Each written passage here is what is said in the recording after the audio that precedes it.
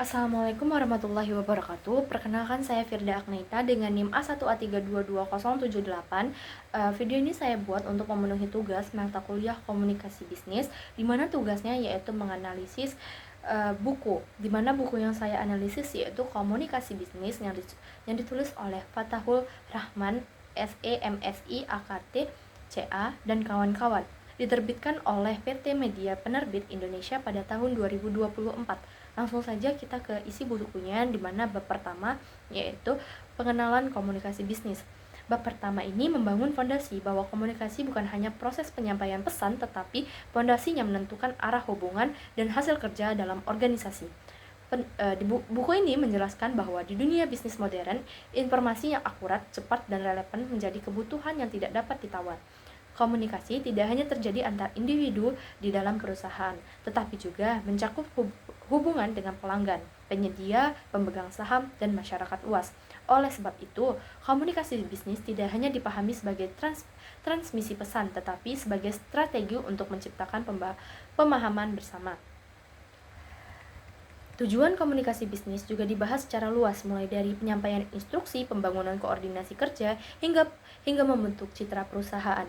Di sini terlihat bahwa komunikasi menjadi alat yang menggerakkan, mempengaruhi, dan menyatukan tujuan organisasi. Jika komunikasi gagal, maka aktivitas bisnis bisa terhambat, hubungan lebih rusak, dan kepercayaan bisa rusak.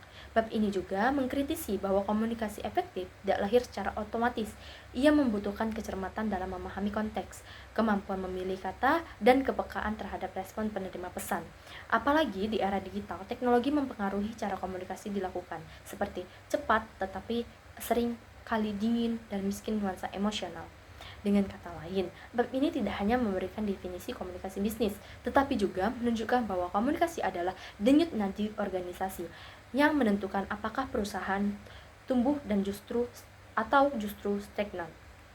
Nah, di bab 2 yaitu teori komunikasi dalam konteks bisnis. Nah, bab ini memperkenalkan kerangka teoritis untuk memahami komunikasi sebagai sistem. Model Shannon-Wakefield menjelaskan bagaimana pesan dikirim dari pengirim ke penerima melalui saluran tertentu dengan kemungkinan terjadi gangguan noise. Dalam konteks bisnis, noise bukan hanya kebisingan fisik, tetapi juga perbedaan perspektif, kecemasan interpersonal, ego, hierarki, bahkan perbedaan budaya kerja. Bab ini mengajak kita untuk tidak menyederhanakan komunikasi sebagai hal yang spontan, tetapi sebagai proses yang dapat terganggu di berbagai titik. Selanjutnya, teori komunikasi interpersonal membahas hubungan antar manusia dalam organisasi.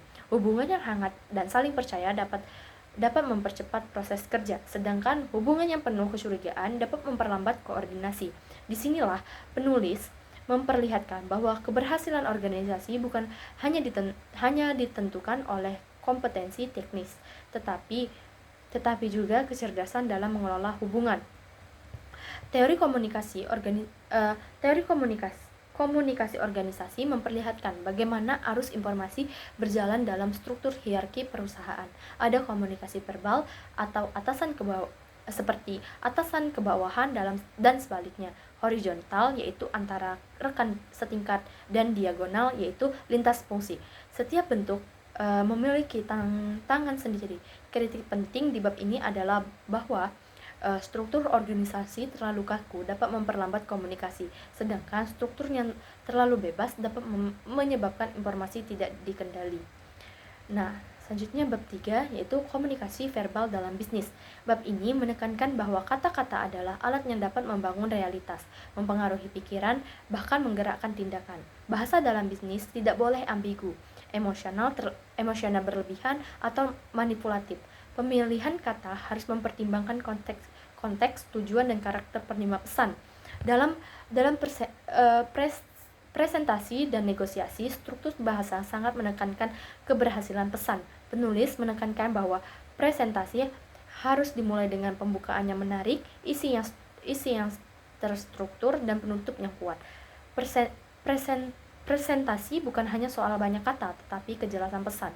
Dalam negosiasi, kemampuan verbal menjadi senjata, Kata-kata yang tepat dapat meredakan ketegangan, membangun hubungan, dan membuka peluang. Di sini, di bab ini memperlihatkan bahwa komunikasi verbal bukan sekedar bicara, tetapi seni mengatur tempo, logika, empati, dan tujuan.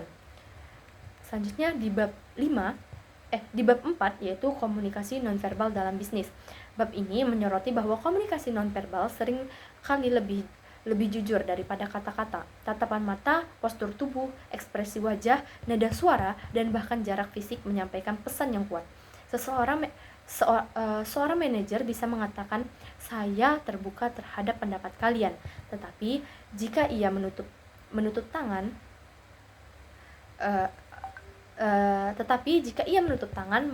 mengerutkan dahi dan tidak mau mendengarkan, pesan nonverbal justru menunjukkan penolakan. Penulis menekankan bahwa keselarasan antara kata dan gerak tubuh adalah kunci kredibilitas. Kredibilitas yang menarik.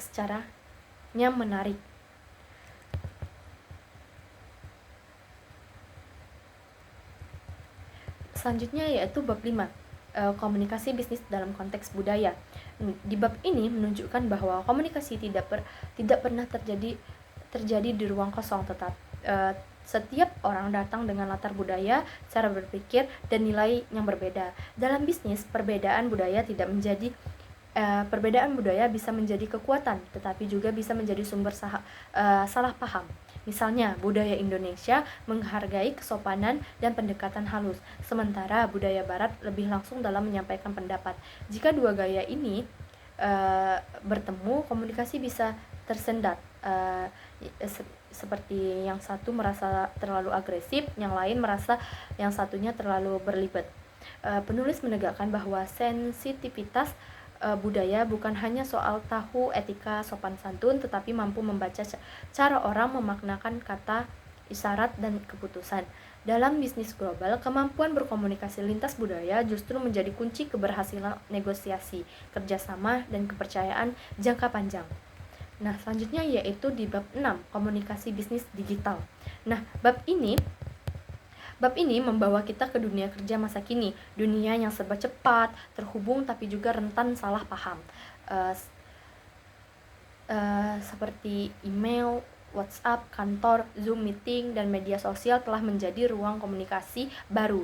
Informasi lebih cepat, tetapi emosi dan intonasi sering hilang. Penulis menyampaikan bahwa menulis pesan digital memerlukan ketelitian ganda, karena sedikit saja pilihan kata salah, penerima bisa merasa tersinggung, ditekan, atau diabaikan. Media sosial juga menjadi pedang permata dua. Dia juga membangun citra perusahaan dengan cepat, tapi bisa menghancurkan hanya dalam satu unggahan yang salah. Selanjutnya yaitu di bab 7, yaitu komunikasi dalam tim dan kolaborasi.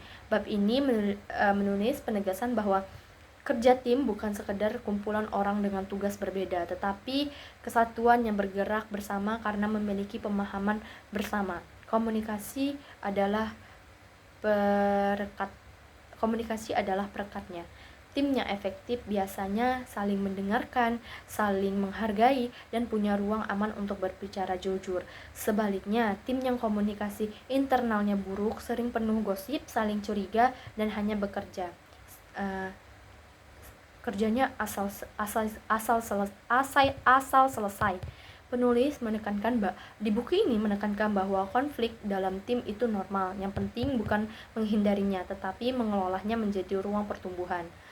Kolaborasi berarti mampu berkata, "Aku butuh kamu dan kamu butuh aku. Kita tidak selalu sepakat, tapi kita satu tujuan."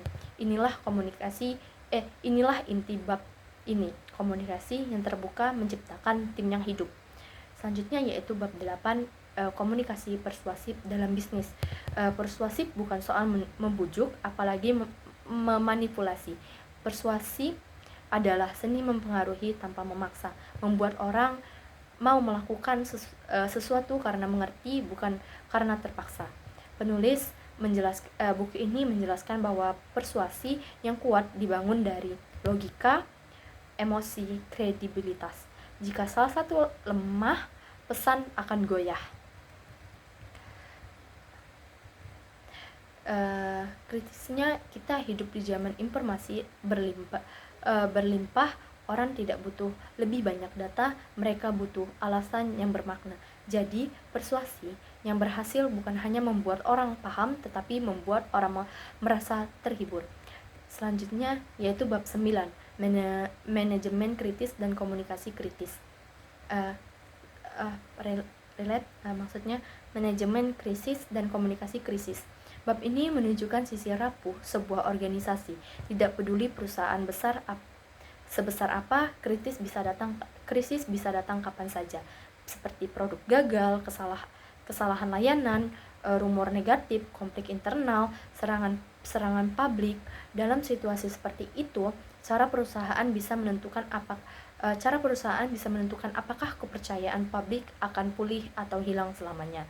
Kunci komunikasi krisis yaitu cepat dalam merespon, jujur terhadap masalah, bertanggung jawab tanpa melempar kesalahan. Banyak perusahaan hancur bukan karena masalah besar, tapi karena mereka terlambat atau defensif dalam berkomunikasi. Selanjutnya yaitu bab 10, evaluasi dan pengembangan komunikasi. Komunikasi yang baik tidak cukup sekali dibangun. Ia harus dievaluasi, diuji, diperbaiki, dan dilatih terus-menerus. Penulis menentukan pentingnya feedback jujur. Buku ini menunjukkan pentingnya feedback jujur, refleks budaya kerja, dan meningkatkan kompetensi karyawan.